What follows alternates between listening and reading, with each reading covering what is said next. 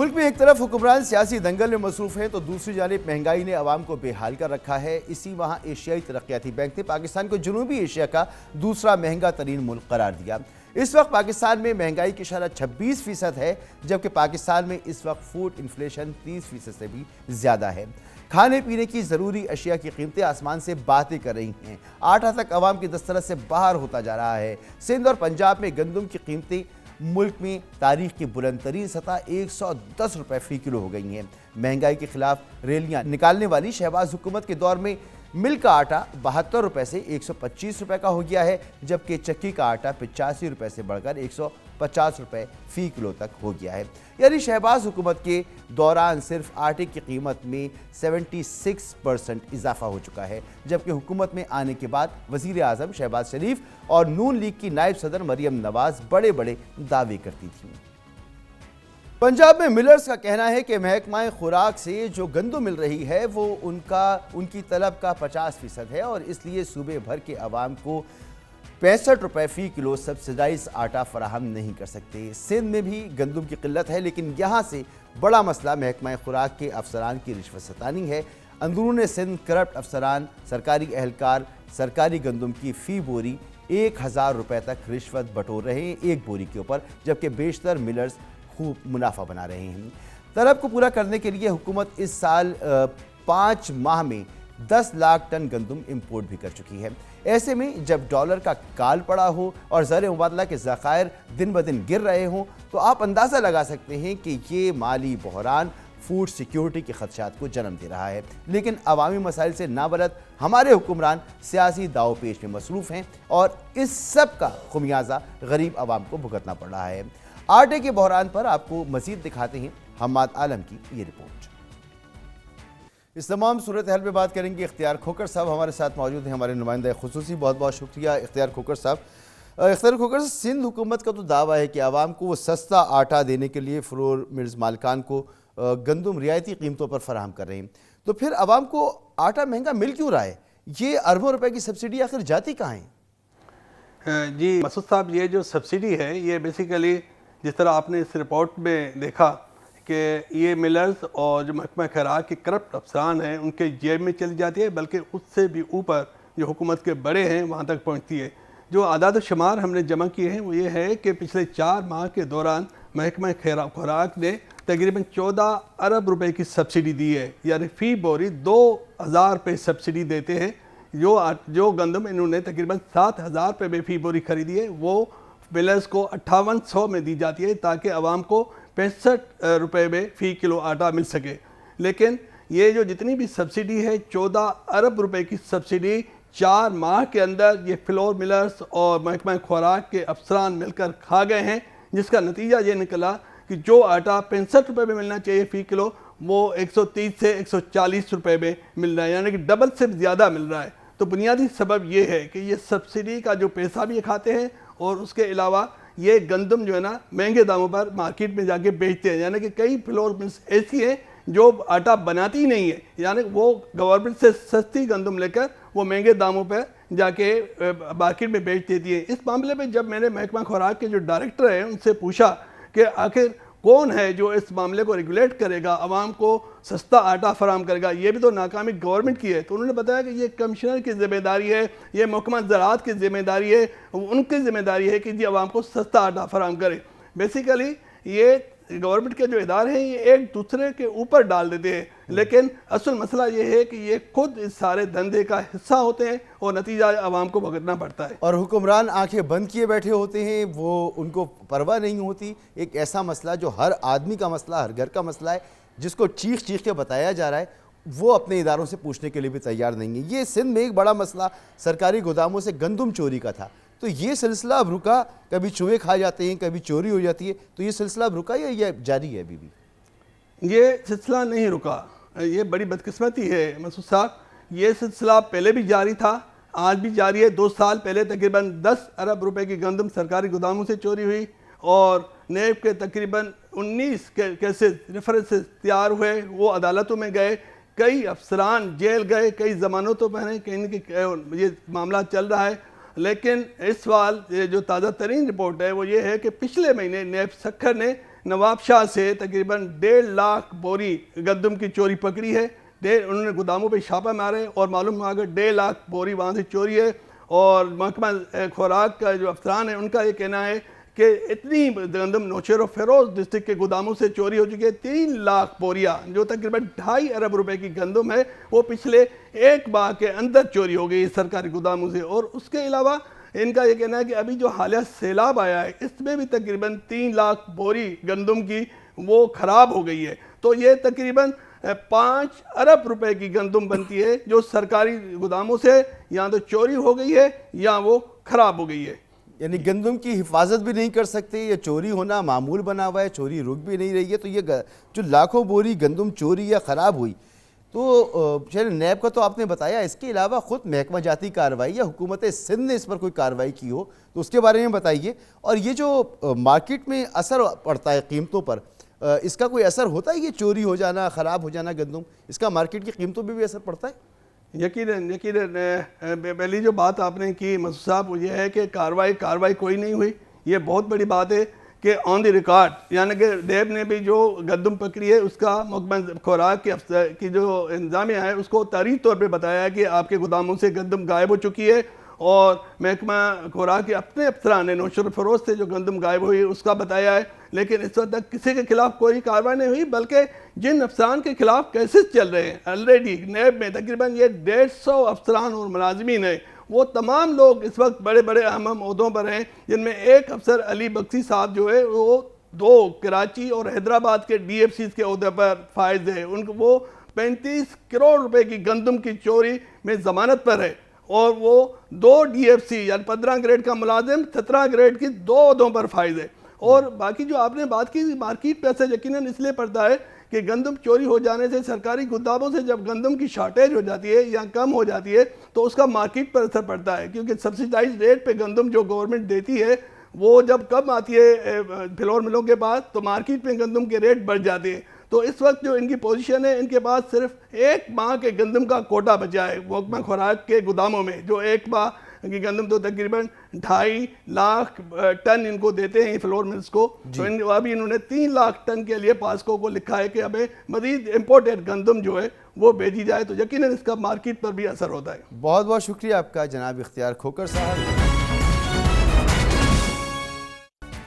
پاکستان میں اس وقت ڈالر کا کال پڑا ہوا ہے, جس کی وجہ سے بینکس امپورٹرز کے لیے ایل سیز کھولنے سے قاصر ہیں, اور اب تک صورتحال کے جو منفی اثرات سامنے آ رہے ہیں اس میں ہیلتھ کیئر ڈیوائسز ایسوسی ایشن نے میڈیکل آلات کی درآمد کی اجازت نہ ملنے پر وزارت خزانہ اور وزارت تجارت و سرمایہ کاری کو باقاعدہ خط لکھ کر مطلع کیا ہے کہ پاکستان میں نجی اور سرکاری اسپتالوں کی ضرورت پوری کرنے کے لیے 90% میڈیکل ڈیوائسز درآمد کی جاتی ہیں.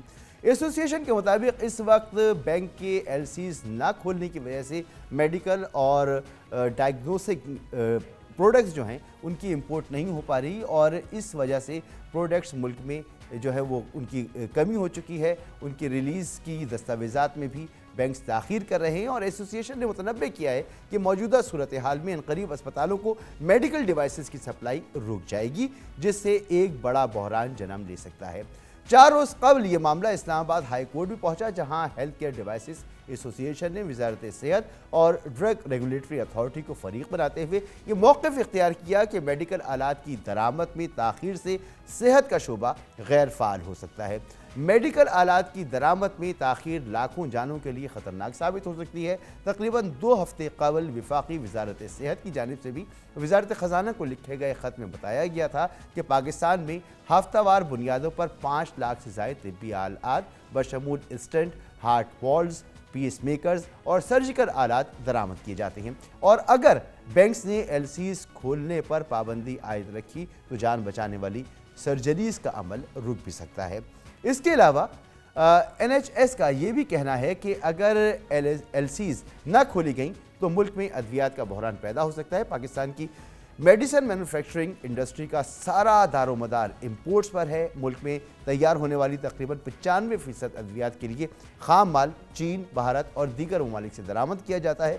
دوسری جانب اسٹیٹ بینک کا دعویٰ ہے کہ فارماسیوٹیکل مصنوعات کی درآمد پر کوئی پابندی نہیں, بینک ایل سیز کھول رہے ہیں. معاملہ کیا ہے آپ کو مزید تفصیل سے دکھاتے ہیں فیصل خان کی اس رپورٹ میں. اس موضوع پہ بات کرنے کے لیے ہمارے ساتھ موجود ہے سید فاروق بخاری، چیئرمین پاکستان فارماسیوٹیکل مینوفیکچرر ایسوسی ایشن. بہت بہت شکریہ فاروق بخاری صاحب وقت دینے کے لیے. سر، میڈیکل ایسوسی ایشن نے خط لکھا تھا حکومت کو، اور انہوں نے بتایا تھا 9 دسمبر کو یہ خط لکھا گیا تھا، جس میں انہوں نے کہا تھا کہ ملک میں میڈیکل ڈیوائسز کی قلت پیدا ہو جائے گی، دواؤں کی شارٹیج پیدا ہو جائے گی، تو حکومت اس پہ کچھ کرے. اب 9 دسمبر کے وقت 2 ہفتے کا وقت دیا گیا تھا، اب یہ وقت 2 ہفتے سے زیادہ گزر چکا ہے. تو اس وقت سچویشن ایکچوئل ہے کیا؟ یہ ڈیوائسز، دوائیں وغیرہ دستیاب ہیں کہ ان کی قلت ہو رہی ہے؟ اچھا، اس طرح ہے کہ as a from belonging to pharmaceutical industry ہماری پرو ایکٹیو اپروچ ہوتی ہے رادر ری ایکٹیو اپروچ. تو پرو ایکٹیو اپروچ کو مد نظر رکھتے ہوئے ہم نے ایک گورنمنٹ سے ریکویسٹ بھی کی تھی، اور ہم نے موقع بھی بیان کیا تھا کہ جی اگر یہ آپ نے ریزالو نہیں کیا ایشو تو 2 ویکس میں 3 ہفتے میں شارٹیج آنا شروع ہو جائیں گی. اب ہم اسی طرف آ گئے ہیں کہ خام مال زیادہ تر دوائیوں کا، ادوائیت کا ختم ہونے جا رہا ہے، جس کی وجہ سے نیکسٹ 15-10 ڈیز میں یہ شدید قلت آئے گی، جس کی وجہ سے لاسٹ ٹائم ہی میں نے بیان کیا تھا کہ اسمگلنگ شروع ہو جائے گی اور جعلی ادوائیت کا بازار گرم ہو جائے گا. تو ریسنٹ سچویشن یہی ہے کہ recently when this year ends most of the medicine would feel shortages, اور ہوتا ہے اس میں یہ ہے کہ بلیک مارکیٹنگ شروع ہوتی ہے. جن کے پاس جو مال پڑا ہے ہمارا فنش پروڈکٹ، وہ اس کو ذخیرہ اندوزی کرنا شروع کر دیں گے، بلیک مارکیٹنگ کر دیں گے، ایک آرٹیفیشل پرائز بڑھنا شروع ہو جائے گی. That is the situation right now at the moment sir. ٹھیک. اور یہ سرکاری اور پرائیویٹ اسپتالوں میں اس وقت کیا صورتحال ہے؟ کیونکہ خبریں یہی ہیں کہ وہاں پر اب پریورٹیز پر کام ہو رہا ہے. جو لوگ افورڈ کر سکتے ہیں، خاص لوگ ہیں، ان کو تو علاج مل رہا ہے، ان کو ڈیوائسز لگائی جا رہی ہیں، باقی جو لوگ ہیں ان کے لیے پرابلم ہے.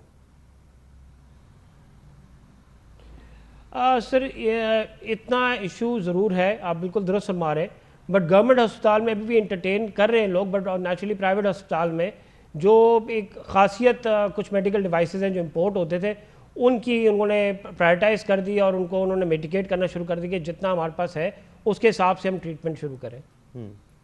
اور سر کیا صورتحال دیکھ رہے ہیں؟ مزید اور کتنا وقت درکار ہے کہ حکومت فوری اس پر کوئی نہ کوئی ایکشن لے، کچھ کرے، ورنہ یہ قلت بہت ہی ایکیوٹ ہو جائے گی سچویشن ساری؟ سر ہماری بڑی ہمبل ریکویسٹ ہے، ہماری کوارٹرلی امپورٹ جو ہے ٹوٹل ہماری را مٹیریلز اور ساری جو پروسیڈنگز ہیں فارماسیوٹیکل کی، وہ $200 ملین ہے، which is not a big number given کہ جو ہمارا امپورٹ بل ہے کمپیئر ٹو دیٹ. تو ہماری ریکویسٹ یہی ہے کہ اس کو پرائرٹی بیس پہ، جیسے باقی گندم کو آپ آئل کو پرائرٹائز کرتے ہیں، باقی میڈیکل ڈیوائسز اور فارماسیوٹیکل پروڈکٹس کو تھوڑا پرائرٹائز کریں اور اسینشیل لسٹ گڈ میں ڈال دیں، تاکہ کم از کم یہ امپورٹ چلی جائے. باقی آپ جس طرح کنٹرول کرنا چاہتے ہیں کریں. ادروائز سر اگین میں وہی موقع ہمارا رہے گا اور رہا ہے کہ اگر یہ ابھی کنٹرول نہیں کیا اور اسی طرح سلو ایل سیز اور ٹیڈیس قسم کا پروسیس رہا towards our L Cs, naturally in the next month you will see lot of shortages not for medical devices but as pharmaceutical products as well. ٹھیک ہے. آپ نے اگلے مہینے کی بات کی ہے، تو اگلے مہینے بھی اگر یہ بحران جاری رہتا ہے اور حل نہیں ہوتا تو پھر آپ کو کیا لگتا ہے کہ کیا صورتحال ہوگی پھر؟ Sir naturally we have to proceed toward shut down. کچھ پروڈکٹس ہوں گے جو مارکیٹ میں ہمیں اپنی فیکٹریاں بند کرنی پڑے گی. نیچرلی ہمارا raw material we won't be able to produce them. Like recently آپ نے سنا ہوگا Faisalabad industry textile has close down because one of the same factors. تو نیچرلی ہمارا بھی ریئیکشن یہی ہوگا کہ we have to close down because we don't have raw material to produce a certain drug. اچھا، ایک طرف تو آپ یہ دعویٰ کر رہے ہیں کہ میڈیکل ڈیوائسز کی ایل سیز نہیں کھل رہی، مگر اسٹیٹ بینک یہ کہہ رہا ہے کہ کوئی پابندی نہیں ہے، میڈیکل ڈیوائسز کی ایل سیز کھولی جا رہی ہیں. اچھا سر، جیسے میں نے پہلے بیان کیا، پابندی بالکل نہیں ہے، اسٹیٹ بینکس کے پاس پابندی نہیں. اسٹیٹ بینکس نے ہمیں ایشور بھی کیا ہے کہ جی ہم آپ کو یہ پروسیڈ کریں گے پرائرٹی بیسس پہ. بٹ یٹ اگین میں وہی تھوڑا واضح کر دوں کہ جو بینکس ہیں، بینکس کے پاس وہی ڈالر جو آ رہا ہے ایکسپورٹس پروسیڈ سے، وہ وہی استعمال کر پا رہے ہیں. ان کو اسٹیٹ بینک تک کے ڈالر کی رسائی حاصل نہیں ہے. ہیونگ سیڈ دیٹ کہ naturally every bank has a limit of exports جو پروسیڈنگز آتی ہیں. وہی ڈالر جو ہمیں ایکسپورٹس، ان کا صرف ایک ذریعہ ہے ایکسپورٹس جس سے ان کو USD ملتا ہے، ورنہ مارکیٹ میں USD شارٹ ہے. تو that is the four most reason کہ یہ ساری جو کیوس پھیلا ہوا ہے for the shortage of dollar, جس میں ہمیں بھی ایشوز آ رہے ہیں، میڈیکل ڈیوائسز کا بھی ایشو آ رہے ہیں. اور ایل سی پروسیڈ ضرور ہو رہی ہیں بٹ اتنا ٹیڈیس اور لینتھی پروسیس ہے کہ ابھی بھی ایل سی کچھ ہماری پورٹ پہ مال پڑا ہوا ہے جو ابھی تک ریلیز نہیں ہوا for good 10 days now, just for the sake of the matter کہ ڈالر کی شارٹیج ہے. ٹھیک ہے. تو اصل مسئلہ ڈالر کی شارٹیج ہے. سر یہ بتائیں کہ imports in term of percentage اگر میں آپ سے پوچھوں کتنی متاثر ہو چکی ہیں, کتنے فیصد اس میں کمی ہو چکی ہے؟ سر آپ ٹوٹل امپورٹس کی بات کریں یا فارماسیوٹیکل کی؟ فارماسیوٹیکل کی بات کر رہا ہوں سر. سر ہماری امپورٹس جو آلموسٹ کوارٹرلی $200 ملین کی ہیں لگ بھگ اراؤنڈ دیٹ کارنر. اس حساب سے یہ سمجھے کہ 50% جو ہے لاسٹ ایل سیز نہیں کھل پائی تو وہ بڑی ڈسٹربڈ ہوئے. Almost half of it have been disturbed. Naturally of course اب آگے جانے وقت 1 مہینے 15 دن, جس طرح آپ نے بتایا تھا ہمارا ایک ایس او پی ہوتا ہے کہ ہم اپنا کچھ مہینوں کا خام مال اپنے پاس رکھتے ہیں. اب وہ ہمارا ایکسپائر ہونا شروع ہو گیا یا ہمارا ختم ہونا شروع ہو گیا, تو نیچرلی وی موونگ ٹورڈز مطلب indirectly towards shortage of medicines in this. بہت بہت شکریہ آپ کا سید فاروق بخاری صاحب. گفتگو آپ نے سنی. یہاں پر لیں گے ایک نیوز بریک جس کے بعد پروگرام جاری رہے گا. موسم سرما کی آمد کے ساتھ ملک کے سیاسی درجہ حرارت کی شدت میں کمی آتی جا رہی ہے. اختتام ہفتہ پنجاب کی سیاست میں گرما گرمی میں کچھ قرار آیا. لاہور ہائی کورٹ سے چودھری پرویز الہی کی وزارت اعلیٰ کی بحالی اور گورنر بلیغ الرحمان کا وزیر اعلیٰ کو ڈی نوٹیفائی کرنے کا آرڈر کالعدم ہونے کے بعد ابتدائی طور پر ایسا تاثر سامنے آیا کہ لاہور ہائی کورٹ کا فیصلہ فریقین کے لیے باعث اطمینان ہے. لاہور ہائی کورٹ کے حکم پر وزیر اعلیٰ پنجاب نے اسمبلی تحلیل نہ کرنے کا حلف نامہ جمع کرایا اور عدالتی حکم کے پس منظر میں پی ٹی آئی نے 11 جنوری سے پہلے اعتماد کا ووٹ لینے کے عزم کا اظہار کیا, جبکہ اپوزیشن نے تحریک عدم اعتماد واپس لے لی. نون لیگ کی قانونی ٹیم بھی فیصلے کے فوری بعد بظاہر مطمئن نظر آئی, لیکن کل وفاقی وزراء خواجہ سعد رفیق اور رانا ثناء اللہ خان نے لاہور ہائی کورٹ کے فیصلے سے اعلانیہ اختلاف کیا, بلکہ سپریم کورٹ سے اس معاملے پر از خود نوٹس لینے کا مطالبہ کیا. وفاقی وزراء کا کہنا ہے کہ پرویز الہی کو اعتماد کا ووٹ لینے کے لیے 18 دن کی گنجائش دینا بدقسمتی سے نظریہ ضرورت ہے جو انصاف کی نفی ہے. حیران کن بات ہے کہ لاہور ہائی کورٹ کا فیصلہ آنے کے بعد وفاقی وزیر قانون اعظم نذیر تارڑ سمیت نون لیگ کے رہنماؤں نے عدالت کی جانب سے اعتماد کا ووٹ لینے کی ہدایت اور اسمبلی تحلیل نہ کرنے کو اپنی کامیابی قرار دیا تھا.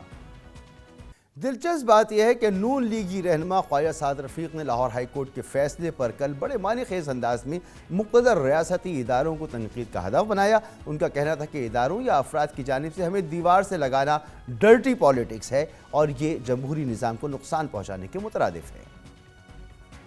قرائن و شواہد سے لگتا ہے کہ نون لیگ کی سینئر قیادت کی جانب سے عدالتی ریلیف پر اداروں سے گلے شکوے بلا وجہ نہیں, کیونکہ لاہور ہائی کورٹ کے فیصلے کے بعد پی ٹی آئی کے موقف میں واضح اطمینان کی کیفیت دیکھی جا رہی ہے. عمران خان کا دعویٰ ہے کہ وزیر اعلیٰ پنجاب چودھری پرویز الہی 11 جنوری سے پہلے اعتماد کا ووٹ لیں گے, جبکہ پی ٹی آئی کے رہنماؤں کا کہنا ہے کہ ان کے پاس نہ صرف مطلوبہ نمبرز پورے ہیں بلکہ اعتماد کا ووٹ لینے کے بعد پنجاب اسمبلی بھی تحلیل کی جائے گی. پی ٹی آئی کے رہنماؤں کی بھرپور خود اعتمادی اور اطمینان اپنی جگہ پر. حقیقت یہ ہے کہ موجودہ حالات میں پنجاب اسمبلی کے 186 اراکین کو جمع کرنا فریقین کے لیے ایک مشکل ٹاسک ہوگا. بظاہر چودھری پرویز الہی کو 190 اراکین کی حمایت حاصل ہے, لیکن پاکستان کے سیاسی کلچر میں اتار چڑھاؤ معمول کا عمل ہے. دلچسپ بات یہ ہے کہ جس دن عدالتی فیصلہ آیا اسی روز پنجاب اسمبلی کے اجلاس میں حکومتی اتحاد کے کل 149 اراکین موجود تھے, جبکہ اس سے قبل پی ٹی آئی اور قاف لیگ کی پارلیمانی پارٹی کے اجلاس میں بھی حکومت کے پاس 174 اراکین کی اکثریت تھی. غور طلب بات یہ ہے کہ ایسے نازک وقت میں بھی چودھری پرویز الہی کے ساتھ 186 اراکین نہیں تھے. دلچسپ صورتحال ہے, اس پر ہم بات کریں گے. ہمارے ساتھ موجود ہیں حسن رضا, ڈپٹی بیورو چیف لاہور. بہت بہت شکریہ حسن رضا صاحب ہمارے ساتھ آپ موجود ہیں. یہ بتائیں کہ 11 جنوری سے پہلے اعتماد کا ووٹ لینے کے دعوے کیے جا رہے ہیں. نہ صرف عمران خان صاحب یہ بات کہہ رہے ہیں بلکہ عمران خان صاحب سے پہلے ان کی جو ٹاپ لیڈرشپ ہے تقریباً سب نے یہ بات کہی کہ 11 تاریخ تک یا 11 تاریخ سے پہلے اعتماد کا ووٹ لیں گے اور اسمبلیاں تحلیل کر دیں گے. کیا یہ فائنل ہے تحریک انصاف کی طرف سے یا اس میں کوئی تبدیلی ہے؟ مسعود رضا صاحب, آج جو عمران خان صاحب کی زیر صدارت اجلاس ہوا جس میں وکلاء ماہرین بھی موجود تھے, اس میں 2 چیزیں زیر غور لائی گئی ہے. ایک تو یہ زیر آپشن رکھا گیا کہ اگر پاکستان تحریک انصاف مسلم لیگ قاف کے پاس 186 اراکین کی تعداد پوری ہوتی ہے تو فوری طور پر وہ ممبران اسمبلی صبح 10 بجے لاہور میں پہنچیں گے. ایسا لگے گا جس طرح اجلاس ہوگا اور تمام کے تمام افراد کو پنجاب اسمبلی لے جا کر اجلاس کی تاریخ جو ہے وہ فوری طور پر تبدیل کر دی جائے گی, کیونکہ اسپیکر کے پاس اختیار ہوگا اور وہ اسی دن ووٹنگ کروا سکتا ہے. تاکہ اعتماد کے ووٹ کا معاملہ جو ہے وہ ختم ہو سکے اور وزیر اعلیٰ پنجاب چودھری پرویز الہی رہے۔ دوسری آپشن یہ رکھی گئی ہے جو قانونی ماہرین نے سوال اٹھایا کہ کیا اگر اسپیکر نے رولنگ دے دی ہے تو اب گورنر پنجاب کو دوبارہ اعتماد کے ووٹ کے لیے کہنا پڑے گا، تو ایسے میں اعتماد کا ووٹ لینا بنتا ہی نہیں ہے۔ تیسری آپشن یہ رکھی گئی ہے کہ اگر اسمبلیاں تحلیل ہونے سے متعلق گورنر پنجاب کی جانب سے جو آپشن رکھی گئی اور نمبر ہمارے پورے نہیں ہوتے تو اس معاملے کو لنگر آن کیا جائے گا، یعنی اس کے ڈیلینگ ٹیکٹکس جو ہے وہ استعمال کیے جائیں گے، اور جو ہے یہ تین جو ہے وہ معاملہ رکھے جا رہے ہیں تاکہ جو ہے یہ معاملات عدالتی جو ہے وہ پوزیشن کو مد نظر رکھتے ہوئے معاملات کو ڈیلے کیا جائے، کیونکہ عمران خان صاحب سے جب دو دن پہلے ملاقات ہوئی تھی میری، تو ان سے بھی میں نے یہ سوال کیا تھا، تو ان کا یہ کہنا تھا کہ جوڑ توڑ اور جس کا چھاگا مانگا کی جو ٹرم استعمال ہوتی ہے وہ ابھی بھی چلتی دکھائی دے رہی ہے۔ ان کا یہ کہنا تھا کہ زرداری لاہور میں آیا ہی اس وجہ سے تھا کہ ہمارے اراکین ممبران اسمبلی کو توڑے، لیکن ان کا یہ خیال ہے کہ تمام اراکین ان کے ساتھ موجود ہیں اور وہ اعتماد کا ووٹ لینے میں کامیاب ہو سکتے ہیں۔ تو یہ کنفرمیشن عمران خان صاحب کب تک لے لیں گے؟ کچھ اس کا اندازہ ہے؟ کیونکہ ابھی ان کا خیال ہے کہ سارے لوگ ان کے ساتھ موجود ہیں، لیکن ایسا تو ہے نہیں نا ابھی تک۔ دیکھیں ابھی تک تو ایسی سچویشن دکھائی نہیں دے رہی، کیونکہ آج بھی جو اجلاس ہوئے اور جو نمبرنگ سچویشن سامنے رکھی گئی ہے ان کو یہ خیال ہے، کیونکہ مسلم لیگ نون کی طرف اگر دیکھا جائے، جو مسلم لیگ نون کے سینئر قیادت ہے وہ یہ دعویٰ کرتی ہے کہ ہم نے 22 ممبران اسمبلی سے رابطے کیے تھے، جس میں سے 8 ہمارے پاس کنفرم ہو چکے ہیں، اور اگر ایک اور جنوبی پنجاب کا گروپ ہے جنہیں میں بخوبی جانتا ہوں، وہ 4 افراد پر مشتمل ہے، اگر وہ بھی شامل ہو جاتے ہیں تو مسعود رضا صاحب یہ 12 کی اکثریت ہو سکتی ہے جو وہ دعویٰ کر رہے ہیں۔ ان کا خیال ہے کیونکہ ہمیں پنجاب سے ہمیں بڑا ریلیف نہیں مل سکتا، معاملات کو 11 جنوری تک لے جانا یعنی 18 دن کا وقفہ دینا، اس پر انہوں نے سوال کھڑا کیا ہے۔ رانا مشہود احمد خان کے مطابق ان کی جانب سے مکمل تیاری کر لی گئی ہے اور وہ سپریم کورٹ میں اس معاملے کو لے کے جائیں گے تاکہ جلد از جلد یہ معاملہ جو حل ہو سکے۔ اور جو منظور بھٹو کا ریفرنس دیا جاتا ہے ان کے کیس کا کہ جب تحلیل کی گئی تھی معاملہ جو وہاں گیا تھا اعتماد کا ووٹ کے حوالے سے، تو ان کا یہ خیال ہے کہ وہ 10 دن بھی اگر دیے جائیں تو وہ 11 جنوری نہیں بنتی، اور اس سے قبل مسلم لیگ نون بھی اپنے ممبران پنجاب اسمبلی کو لاہور میں اکٹھا کرنے کے حوالے سے اقدامات کرتی دکھائی دے رہی ہے۔ البتہ دونوں پارٹیوں کے کچھ افراد، تقریباً 8 سے 10 افراد بیرون ملک موجود ہیں جن کو ٹاسک دیا گیا ہے، باقاعدہ تاریخ دی گئی ہے کہ اس تاریخ تک جو ہے وہ لاہور میں پہنچے۔ یہ 8 سے 12 افراد کی جو آپ بات کر رہے ہیں، یعنی کہ اتنے ناراض ہیں کہ یہ اپنی اسمبلی کی سیٹ بھی کھونے کے لیے تیار ہو سکتے ہیں، یہ اگلے الیکشن میں پی ٹی آئی کا ٹکٹ کھونے کے لیے بھی تیار ہو سکتے ہیں، یہ اتنے ناراض ہیں۔ اور اگر ایسی صورتحال ہے تو 149 ارکان جو گزشتہ اجلاس ہوا اس کے اندر موجود تھے پی ٹی آئی کے اور قاف لیگ کے، ٹوٹل اسٹرینتھ ان کی یہ تھی، تو 186 کا نمبر پورا کرنا تو بڑا مشکل ہے پھر پرویز الہی صاحب کے لیے۔ مسعود صاحب دو چیزیں ہیں، ایک جو آپ نے فرمایا کہ ان کے لیے ٹاسک ہوگا، یہ بالکل ٹاسک ہوگا، مخصوص نشستوں کو ٹارگٹ کیا جا رہا ہے کہ ہم آپ کو جو بھی ان کے معاملات ہیں وہ حل کرنے کے بعد آئندہ اگر الیکشن میں ہماری طرف سے مخصوص ٹکٹ جو ہے وہ مل سکتی ہے، یہ دعوے دوسری جماعت کی جانب سے کیے جا رہے ہیں، لیکن ان کے لیے مشکل ہوگا کیونکہ یوتھ اور پاکستان تحریک انصاف کا پلڑا، پھر ان کی پالیسی اور پھر عوام میں نوجوان نسل ان کے خلاف احتجاج کمپین، یہ ان کے لیے مشکل ہوگا، البتہ ٹاسک مشکل ہوگا۔ دوسری طرف جو آپ فرما رہے ہیں کہ اعتماد کے ووٹ کے حوالے سے جو مسلم لیگ نون کا یہ موقف ہے کہ کیونکہ ہم نے اعتماد کا ووٹ جو ہے وہ وزیر اعلیٰ نے لینا تھا، ہمارے نمبر پورا ہونا ضروری نہیں ہے، وہ حکومت کے نمبر پورا ہونا ضروری ہے، تو وہ یہ کہتے ہیں کہ اگر ہمارے پاس 186 نمبر پورے نہیں ہوں گے تو ہم میجورٹی کو مد نظر رکھتے ہوئے ہم یہ اس معاملے پر جائیں گے۔ اس پر جو قانونی ماہرین جو مسلم لیگ نون کے موقف رکھتے ہیں وہ یہ ہے کہ ایسا پوسیبل نہیں ہے، آئین کے مطابق اور رولز کی روح کے مطابق ان کا یہ خیال ہے کہ یہ صرف ایک جب اعتماد کا ووٹ ہوگا تو 186 نمبر لینا ضروری ہے جو اکثر سادہ اکثریت بنتی ہے، اور پھر گورنر پنجاب کے کورٹ میں یہ بال ہے کہ وہ پھر دوبارہ وزیر اعلیٰ پنجاب کے چناؤ کا جو ہے وہ انتخاب کا اعلان کرے گا، وہاں پر دیکھا جائے گا، اور جب اگر 186 نمبر پورے نہیں ہوتے تو پھر دوسرے پہ جس کی زیادہ اکثریت ہوگی وہ وزیر اعلیٰ پنجاب ہوگا، اور اس میں اگر چودھری پرویز الہی دوسری پلے میں آ جاتے تو وہاں سے ہوگا، انڈائریکٹ ان کو سپورٹ مل سکتی ہے، اگر وہ ادھر سے آتے ہیں تو پھر وزیر اعلیٰ پنجاب جو بھی منتخب ہوگا تو وہ سامنے آ سکتا ہے۔ بہت کمپلیکس سچویشن ہے۔ بہت بہت شکریہ جناب حسن رضا، ہمارے ڈپٹی بیورو چیف لاہور، گفتگو آپ نے سنی، اس پر مزید بات کریں گے، اور اس کے لیے ہمارے ساتھ موجود ہیں بیرسٹر اسد رحیم صاحب، ماہر آئین و قانون۔ بہت بہت شکریہ بیرسٹر صاحب وقت دینے کے لیے۔ یہ جو لاہور ہائی کورٹ کا فیصلہ آیا تھا اس پر ابتدائی طور پر نون لیگ نے خاص طور پر اطمینان کا اظہار کیا تھا، ان کو لگا تھا کہ کچھ ریلیف مل گیا ہے ان کو، لیکن پھر بعد میں ہم نے دیکھا کہ وہ تحفظات کا اظہار کرتے نظر آ رہے ہیں۔ وہ یہ کہہ رہے ہیں کہ اس فیصلے میں قانون کے تقاضے پورے نہیں ہوئے اور اب اسے وہ سپریم کورٹ میں چیلنج بھی کریں گے، سپریم کورٹ سے یہ بھی استدعا کر رہے ہیں کہ وہ سو موٹو ایکشن لیں۔ آپ کو کیا لگتا ہے اس فیصلے کے حوالے سے جو نون لیگ کا موقف ہے؟ جی بہت شکریہ جناب۔ میرے خیال سے جو ان کا وہ ابتدائی موقف تھا وہ درست تھا۔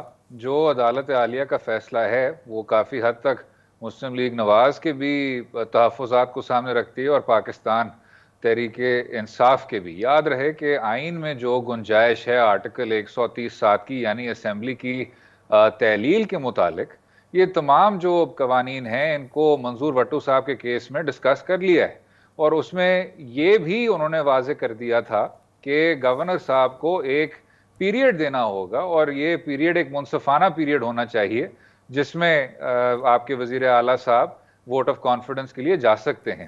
اور اس بار جو وہی جو مدت تھی وہ بہت زیادہ محدود تھی۔ تو ایک تو یہ نقطہ آرگیو ہوا تھا، اور جو دوسری بات ہے جو مسلم لیگ نواز کو میرے خیال سے اس کے کاگنیزنٹ ہونا چاہیے وہ یہ ہے کہ ووٹ آف کانفیڈنس کے متعلق کہیں نہیں لکھا ہوا کہ وزیر اعلیٰ صاحب اسمبلی کی تحلیل نہیں کر سکتے۔ وہ صرف اور صرف ہوتا ہے تحریک عدم اعتماد کے متعلق، یعنی نو کانفیڈنس۔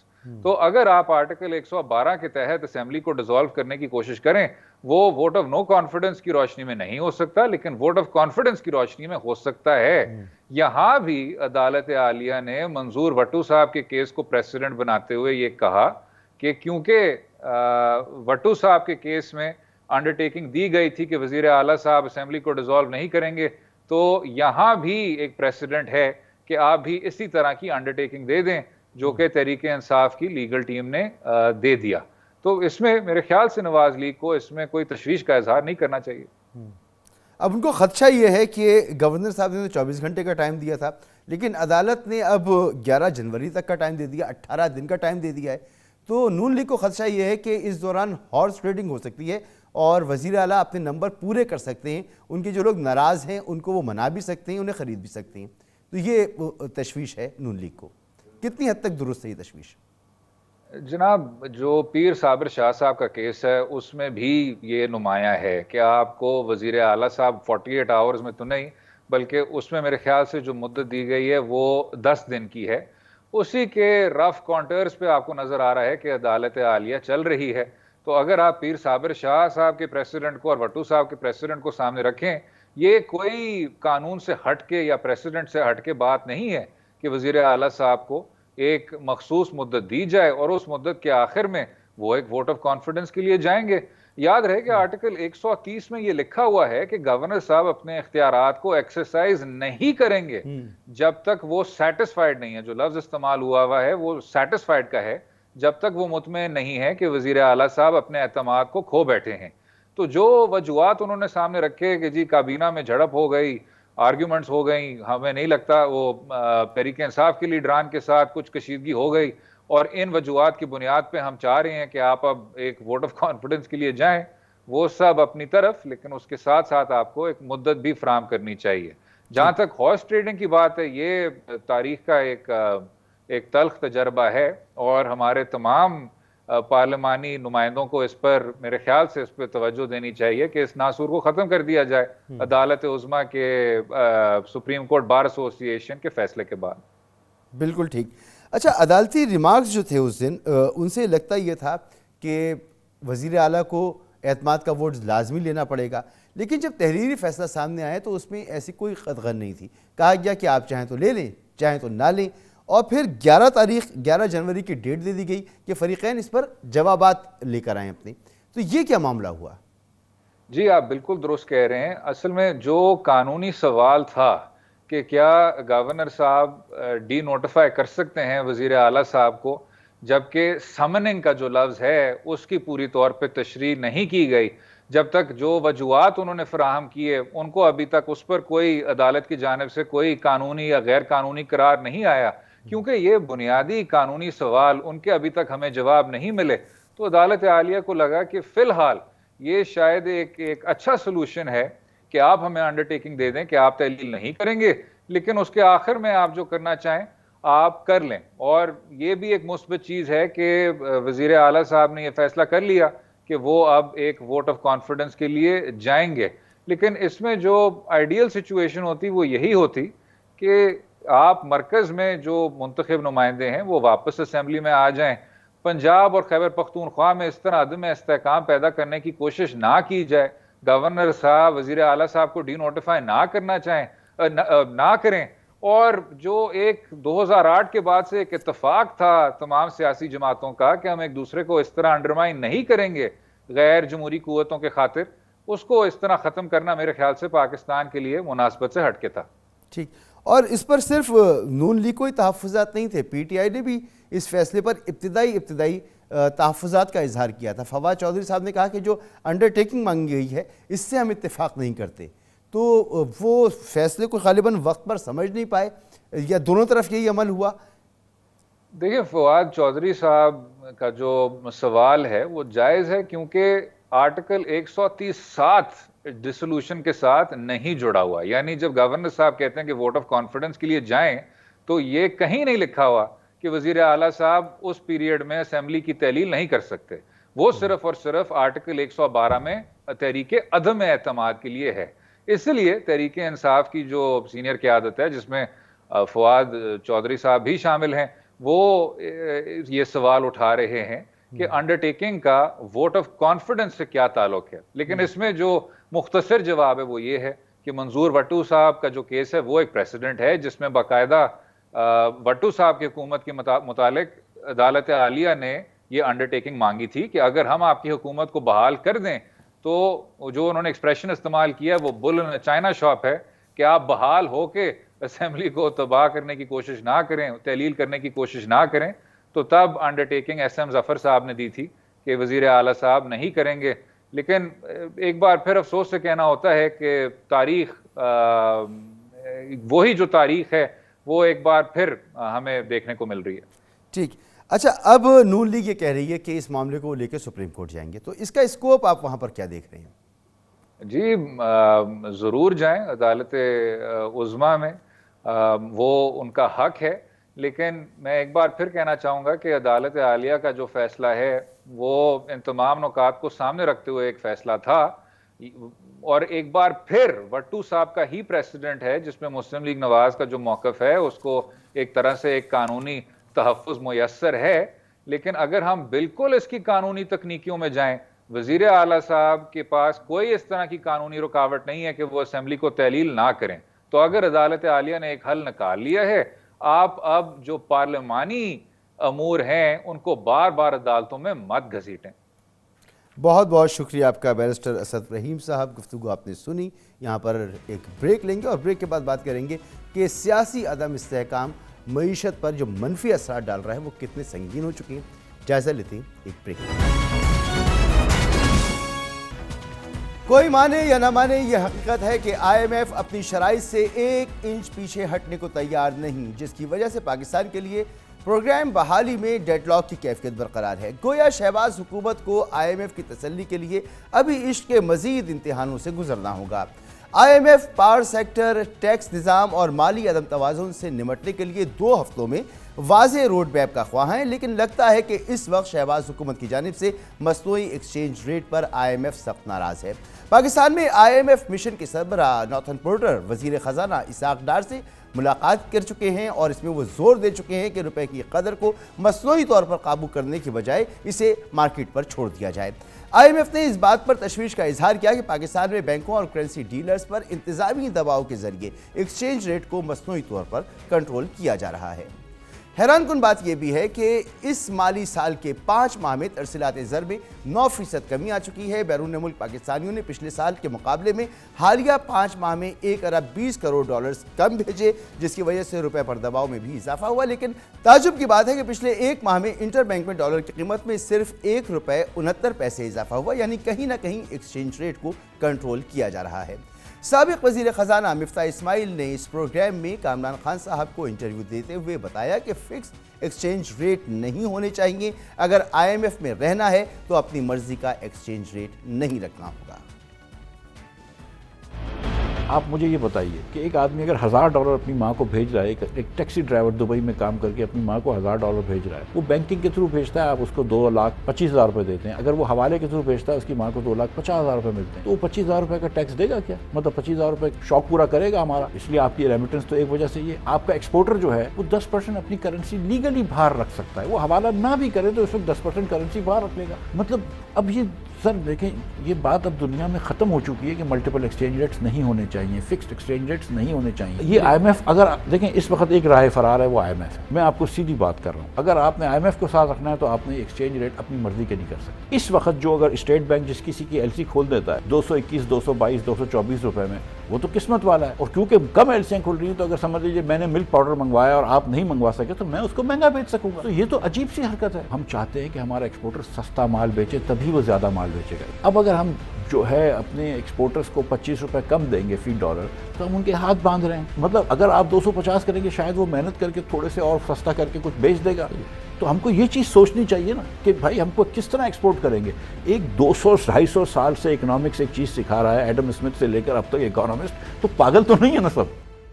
साबिक वज़ीर ख़ज़ाना मिफ्ताह इस्माइल साहब के दलाइल और IMF की जानिब से एक्सचेंज रेट को मुबैना मसनूई तौर पर कंट्रोल रखने के एतराज़ में बज़ाहिर वज़न भी लगता है। आम लफ्ज़ों में इस बात को हम इस तरह समझ सकते हैं कि तरसीलात ज़र और एक्सपोर्ट में वाज़ेह कमी आ चुकी है। बैरून मुल्क से डॉलर की आमद घट गई है, लेकिन इसके बावजूद डॉलर के सरकारी भाव में कोई बड़ा इजाफा नहीं हुआ। तकरीबन एक माह से इंटर बैंक में डॉलर 225 रुपये के आसपास है, जबकि ब्लैक मार्केट में डॉलर 25 से 30 रुपये महंगा मिल रहा है। इंपोर्टर्स को भी अपनी दरामदाद क्लियर कराने के लिए 250 रुपये तक का डॉलर खरीदना पड़ रहा है।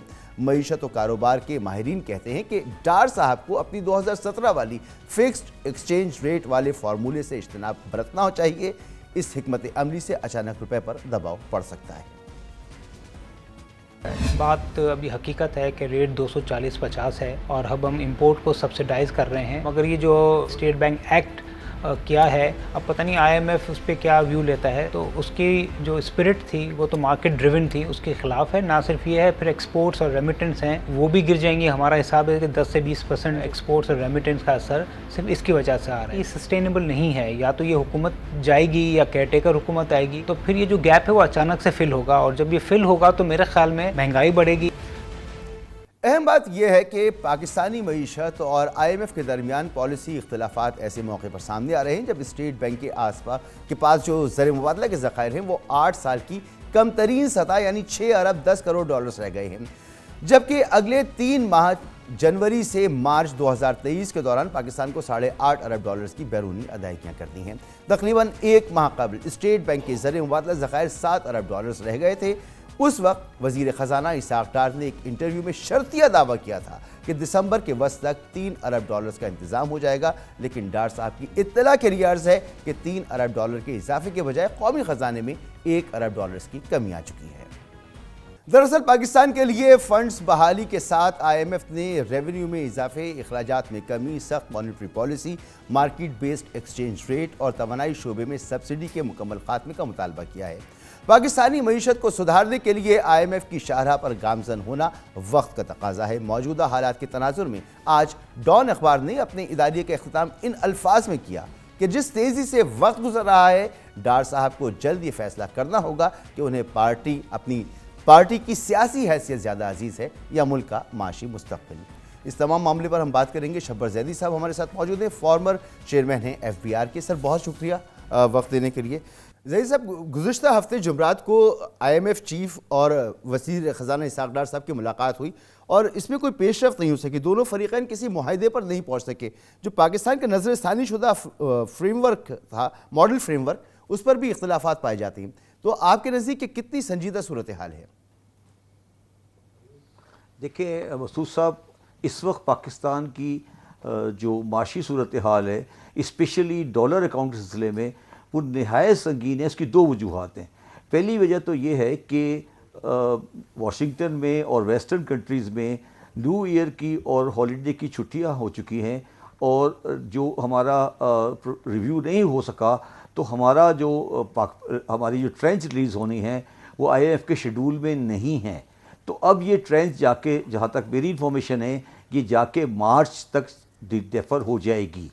تو اگر دسمبر سے مارچ تک یہ ڈیفر ہو جاتی ہے اور ہمیں ٹرینچ نہیں ملتی تو پاکستان کو نہایت شدید مشکلات آ جائیں گی. میرا خیال ہے کہ انہوں نے, ڈار صاحب نے یہ شاید سوچ سمجھ کے کیا تھا کہ مارچ تک چلے جائیں, کیونکہ وہ یہ ایکسپیکٹ کر رہے تھے کہ ہمیں مشکل فیصلے نہیں کرنے پڑے اور ہمیں فرینڈلی کنٹری سے کوئی پیسے مل جائیں, جو کہ نہیں مل سکے ہیں. تو اب اگر پیسے نہیں مل سکے ہیں اور آئی ایم ایف مارچ تک چلا گیا ہے تو یہ جو درمیانی مدت ہے یہ پاکستان کے لیے نہایت ہی سنگین ہے اور اس پر ہم کوئی مزید رسک نہیں لے سکتے.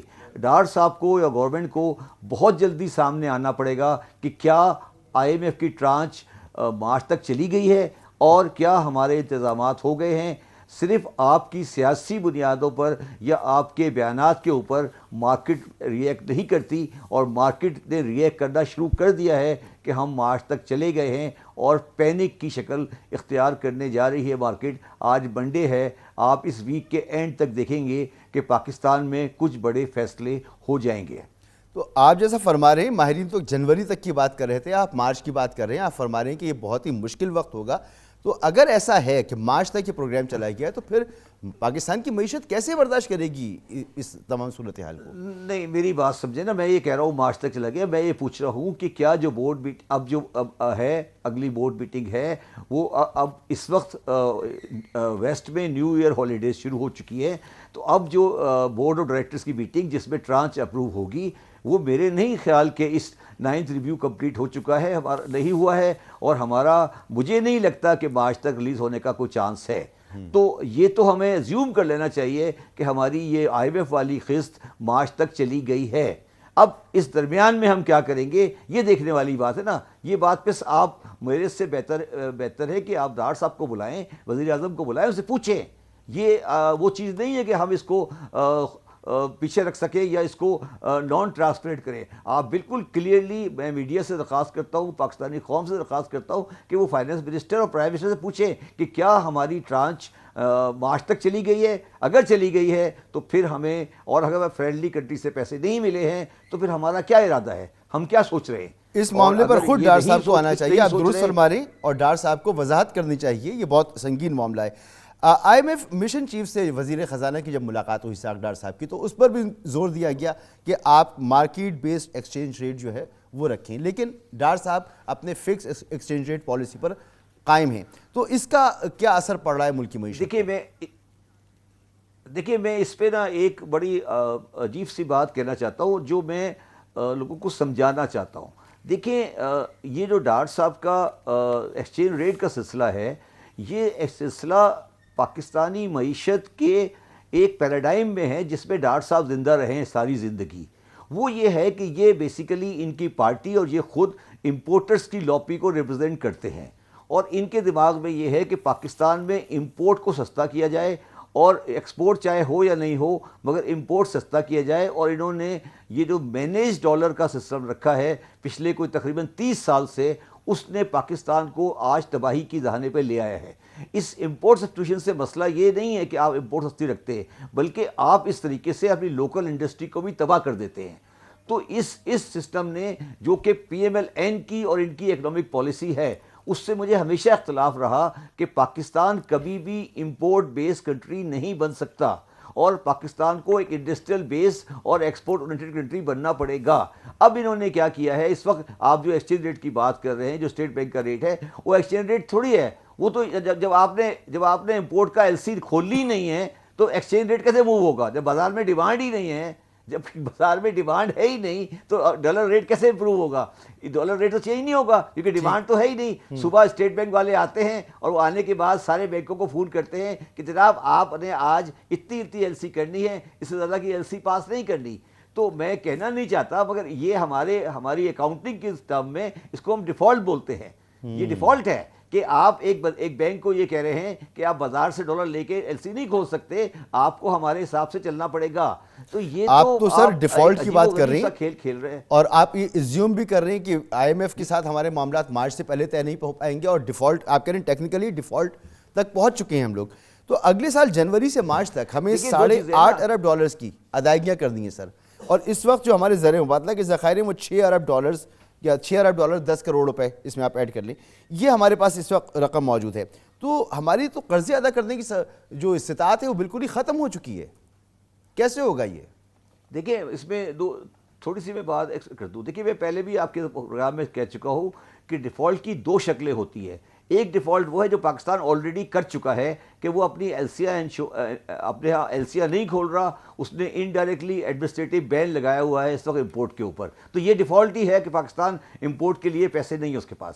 دوسرا ڈیفالٹ ہوتا ہے جس میں ساورن ڈیٹ ڈیفالٹ کہتے ہیں، جس میں ملک ریاست اپنے قرضے ادا نہیں کر سکی. میرا یہ خیال تھا کہ پاکستان دسمبر 2023 کراس کر جائے گا، اس کے بعد ہم بیٹھ کے ریکنسٹرو کریں گے پوزیشنز کو، اور پاکستان ساورن ڈیٹ ڈیفالٹ نہیں کرے گا. مگر جو اب آپ پوزیشن بتا رہے ہیں مجھے، تو اب جنوری سے 2023 تک مجھے بڑی پریشانی نظر آ رہی ہے کہ میری جو کیش فلو ہے، مطلب میرا جو ڈالر کا ان فلو ہے اور آؤٹ فلو ہے، وہ بیلنس نہیں ہو رہا، اور خدا نہ خواستہ ہم ساورن ڈیٹ ڈیفالٹ کی طرف آگے بڑھ رہے ہیں جو ہمیں نہیں کرنا ہے.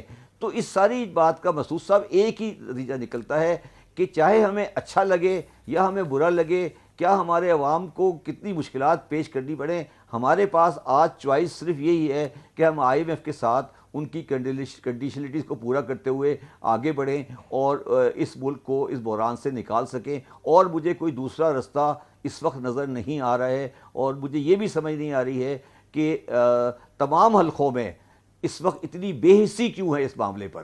سب کو پتہ ہے کہ LCR نہیں کھل رہی ہیں، یہ آج کی بات نہیں ہے، یہ نہیں کھل رہی ہے. تو کیا تمام پاکستان اس بات پہ تیار ہو گیا ہے کہ پاکستان میں 2 ایکسچینج ریٹ ہوں گے؟ پاکستان کیا اس بات پہ تیار ہو گیا ہے کہ پاکستان میں اب ریمیٹنس حوالے سے آئیں گی؟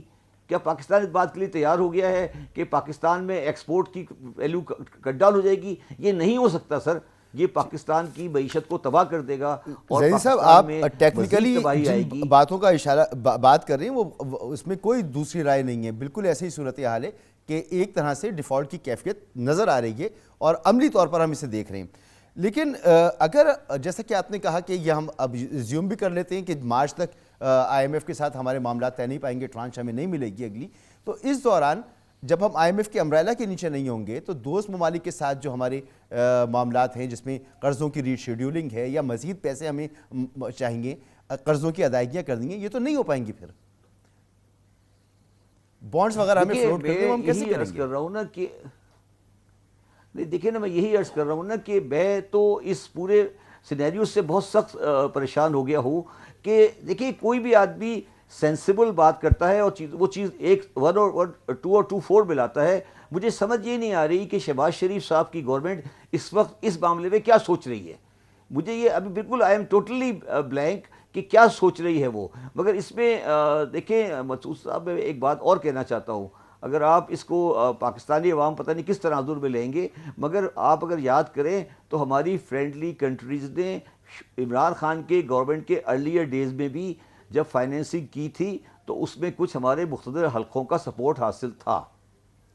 تو میں تو یہ سمجھتا ہوں کہ IMF اور جو ہمارے دوست ممالک ہیں وہ اب ان کو پیسے نہیں دیں گے، وہ انتظار کر رہے ہیں کہ جو آنے والا ہوگا ان سے وہ ڈیل کریں گے. وہ میرا ذاتی خیال ہے کہ وہ ان سے ڈیل کرنے کے لیے تیار نہیں ہیں. یہ میرا ذاتی خیال ہے کہ انہوں نے اب اس بات کو رائٹ آف کر دیا ہے کہ وہ ان کے ساتھ کوئی نیگوسیشن کریں، اور وہ آگے والوں کے ساتھ نیگوسیشن کرنے کی تیاری کر رہے ہیں. اور اسی میں شاید ہمارا جو ہمارے مقتدر حلقے ہیں وہ بھی اس بات میں صاحب جو گفتگو آپ کر رہے ہیں یہ صرف آپ سے ہی میں نے نہیں سنی، اس سے پہلے بھی یہ گفتگو میں گزشتہ کچھ دنوں سے سن رہا ہوں کہ اس طرح کی باتیں ہو رہی ہیں کہ ان سے اب ڈیل نہیں ہوگی، اب ڈیل اس سے ہوگی جو آگے آئے گا جب بھی الیکشن ہوتے ہیں. بہرحال آپ نے IMF کے ساتھ ہماری جو معاملات ہیں اس کی بات کی، تو اسحاق ڈار صاحب نے یہ گلہ کیا کہ IMF کے ساتھ جو IMF نے ہمارے ساتھ زیادتیاں کی ہیں، اور شوکت ترین صاحب بھی اس کی تائید کر چکے ہیں کہ IMF کا رویہ ہمارے ساتھ اچھا نہیں، اس نے ہمارے ساتھ زیادتیاں کی ہیں. آپ اس سے کتنے متفق ہیں؟ دیکھیں IMF نے زیادتیاں نہیں کی ہیں. IMF نے جو کچھ بھی چیز ہے وہ آپ کے سامنے رکھی ہے، اور اگر آپ اس کو نہیں کر سکے ہیں تو اس میں IMF کا قصور نہیں ہے. میں اس کو بالکل آپ کے لیے ایک بالکل آسان مثال میں سامنے رکھ دیتا ہوں. جب 2019 میں ہم IMF میں گئے تو IMF نے سب سے بڑا جو ٹارگٹ رکھا وہ میرے سامنے رکھا جب میں چیئرمین FBR آیا, اور انہوں نے مجھے کہا کہ آپ 5,500 بلین روپیز کی کلیکشن کریں گے. اس وقت پاکستان میں 5,500 بلین کی کلیکشن کا کوئی تصور نہیں پیش کیا جا سکتا. میں نے عمران خان صاحب کو کہا کہ یہ فگر ٹھیک نہیں ہے, اور انہوں نے کہا کہ بس ٹھیک ہے, مجبوری ہے, ہمیں ایکسیپٹ کرنا پڑے گا. تو پھر جب میں نے اس 5,500 کو فالو کرنے کے لیے معاشرے میں سختی کی اور کلیکشن کو انفورس کرنا شروع کیا تو ہمارے معاشرے نے اور ہماری سوسائٹی نے مجھے سپورٹ نہیں کیا, اور ہم اس IMF کی کنڈیشنلٹی کو پورا نہیں کر سکے. اب سوال یہ پیدا ہوتا ہے کہ قصور ہمارے معاشرے کا ہے جو ٹیکس دینا نہیں چاہتا, یا قصور IMF کا ہے جو یہ سمجھتا ہے کہ ہمارا ٹیکس کا کلیکشن. دیکھیں آپ ایک بات اور یاد رکھیں, میں آپ کو آج ریکارڈ پر لا رہا ہوں, جب ہم نے یہ پروگرام 2019 میں سائن کیا تھا مسعود صاحب, تو ہم نے یہ ایگری کیا تھا کہ ہماری ٹیکس کلیکشن جو ہے وہ 14 سے 15% آف GDP ہو جائے گی. آج ہم IMF کے پروگرام کے اینڈ پہ جا رہے ہیں اور ہماری ٹیکس کلیکشن 10% سے کے آس پاس ہی گھوم رہی ہے, ہماری کوئی پرسنٹیج انکریز نہیں آئی ہے. تو آپ یہ مجھے بتائیں کہ کیا IMF والے اس بات پہ آپ کی ایگری کریں گے کہ آپ کی GDP تو بڑی ہے اور آپ کی ٹیکس کلیکشن نہیں بڑھ رہی, جب قوم ٹیکس دینے کے لیے تیار نہیں ہے, وہ بازار دکان بند کرنے کے لیے تیار نہیں ہے, کسی ڈاکومنٹیشن کے لیے تیار نہیں ہے, تو اب یہ بتایا جائے کہ ذاتی IMF کی ہے یا ہماری اپنی ہے. تو میں یہ بالکل اس بات سے ٹوٹلی ڈس ایگری کرتا ہوں کہ IMF نے ہمارے ساتھ کوئی زیادتی کی ہے. ہمارا فسکل اکاؤنٹ, ہمارا کرنٹ اکاؤنٹ ہماری اپنی غلطیوں کی وجہ سے آؤٹ ہے. سملرلی ہمارا انرجی اکاؤنٹ بھی آؤٹ ہے. IMF یہ ضرور ہے کہ وہ ہمارے ساتھ بہت دیالو نہیں ہے, وہ ہمیں کوئی ڈونر کی طرح پیسے نہیں دے رہے ہیں, مگر وہ جو کچھ بھی کہہ رہے ہیں وہ ہم میرے حساب سے ایز اے ٹیکنیکل پرسن وہ صحیح کہہ رہے ہیں. بہت بہت شکریہ آپ کا جناب شبر زیدی صاحب, سابق چیئرمین FBR ہمارے ساتھ موجود تھے. اس کے ساتھ پروگرام کا وقت ختم ہوتا ہے. اجازت دیجیے.